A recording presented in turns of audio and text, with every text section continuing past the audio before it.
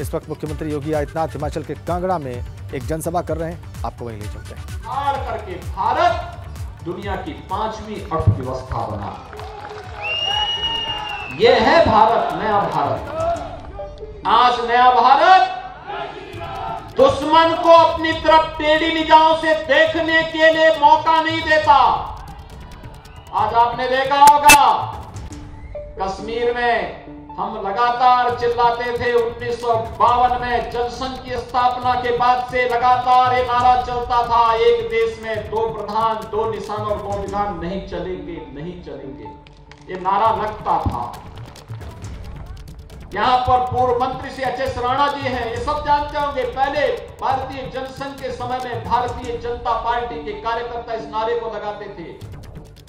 Doctor Shyama Prasad Mukherjee Bharat की राष्ट्र की एकता के लिए अपने आप को शहीद कर दिए थे।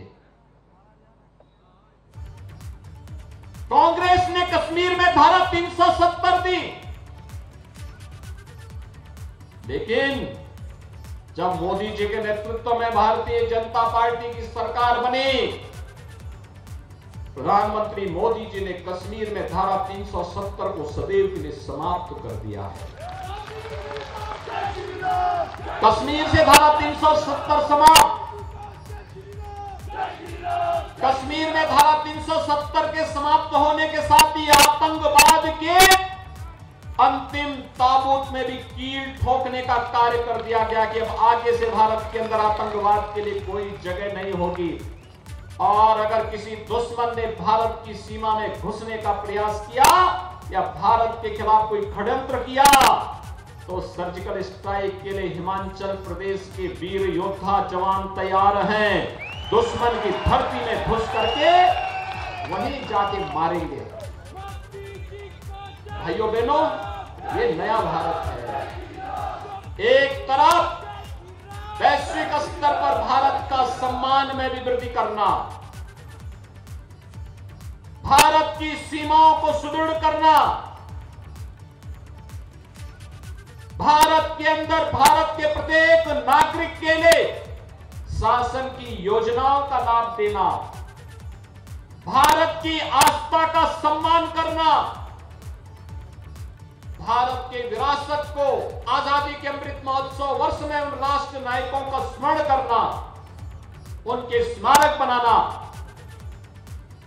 भारत के अंदर एक विकसित भारत के लिए कार्य करना, और अगर कहीं भी गुलामी का कोई अंश रह गया है तो उसको सदैव के लिए समाप्त करना। ये भारतीय आज का एक नया संकल्प भारत का है। और इस नए संकल्प के साथ आप सबको जोड़ने के लिए आज हम सब आए हैं। और मुझे तो आश्चर्य होता है कि इस देवभूमि में कांग्रेस कैसे है। आप थोड़ा अनुमान कर लीजिए ना। उत्तर प्रदेश 25 करोड़ की आबादी का राज्य है, 403 विधानसभा है उत्तर प्रदेश में, और कांग्रेस के बाद कितनी सीट है मालूम है? 2।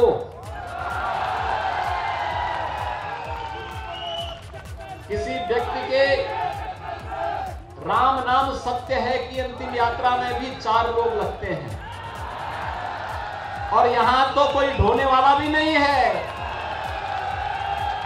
और भाइयों बहनों, मैं इसीलिए आपसे अपील करने के लिए आया हूं। जो आपकी आस्था को सम्मान न दे सकता हो, जो विकसित भारत के सपने में सहभागी न बन सकता हो, जो सुरक्षा की गारंटी न दे सकता हो, जो नौजवानों के हितों के साथ खिलवाड़ करता हो, बहन बेटियों की सुरक्षा का सम्मान न कर सकता हो, उसको समर्थन देने की कोई आवश्यकता नहीं, कोई आवश्यकता नहीं। भाइयों बहनों, कांग्रेस हमेशा कांग्रेस का हाथ माफियाओं के साथ रहा है। और अब तो उत्तर प्रदेश में सभी आस्था के स्थल एक नई आभा के साथ, नए काया और कलेवर के साथ वैश्विक मानचित्र पर छा रहे हैं। आप याद करिए, काशी में अकेले सावन के महीने में 1 करोड़ श्रद्धालु आए थे। 1 करोड़ श्रद्धालु काशी में। अयोध्या में देव दीपावली और इस पूरे महीने लगभग 1 करोड़ श्रद्धालु आए हैं। अनुमान कर लीजिए, एक वैश्विक स्तर पर चल रहा है।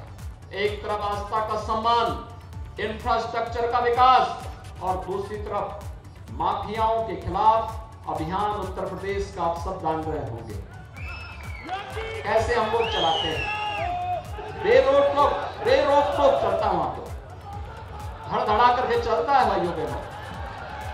और इसीलिए ऐसा न हो कि कोई कमजोर सरकार आ जाए और वहां के माफिया फिर चोरी छिपे तुम दबा करके यहां छुप जाए, फिर यहां से अपनी इस शांत क्षेत्र को, देवभूमि को भी कलंकित करने का कार्य करें। ऐसा कोई भी कार्य मत करना। और इसीलिए आप सबसे अपील करने के लिए मैं आया हूं कि हमें विकास और राष्ट्रवाद के मुद्दे पर बिना झुके, बिना रुके, बिना किसी भी प्रकार की प्रवाह के बगैर कार्य करने वाली सरकार चाहिए। और वह सरकार भारतीय जनता पार्टी आपको देगी। और इसीलिए मैं आपकी अपील करने के लिए आया हूं। श्री संजय गुलेरिया जी को भारतीय जनता पार्टी ने अपना प्रत्याशी बनाया है। भाइयों बहनों, मैं इस अवसर पर वर्तमान विधायक श्री अर्जुन ठाकुर जी का अभिनंदन करता हूं कि स्वयं इस मंच पर आकर के उन्हें अपना समर्थन देने के लिए आए। यह भारतीय जनता पार्टी का कार्यकर्ता ही है जिसके लिए देश पहले,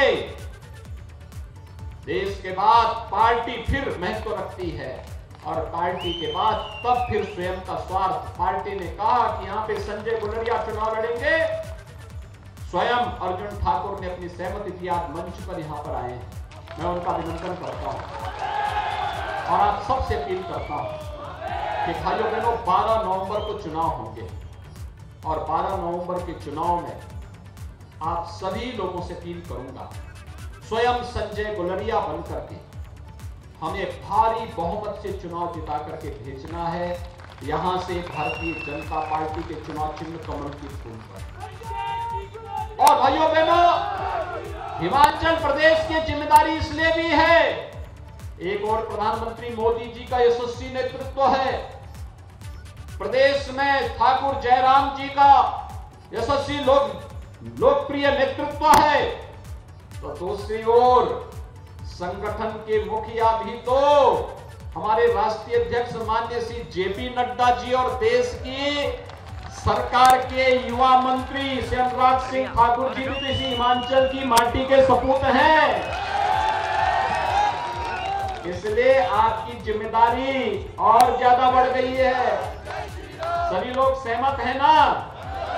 सभी लोग संजय गुलेरिया बनकर के घर घर जाकर के 12 नवंबर को होने वाले चुनाव में कमल चुनाव चिन्ह पर वोट डलवाएंगे। सभी लोग मेरे साथ बोलेंगे, भारत माता की, भारत माता की, भारत माता की जय श्री राम, जय जय श्री राम।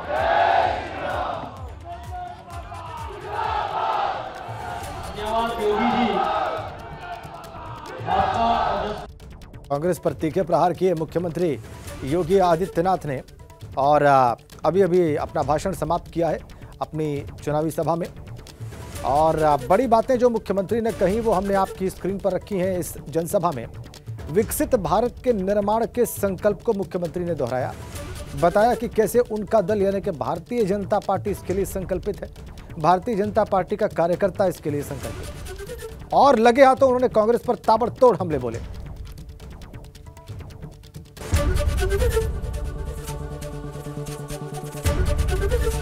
एबीपी गंगा, खबर आपकी, जुबान आपकी।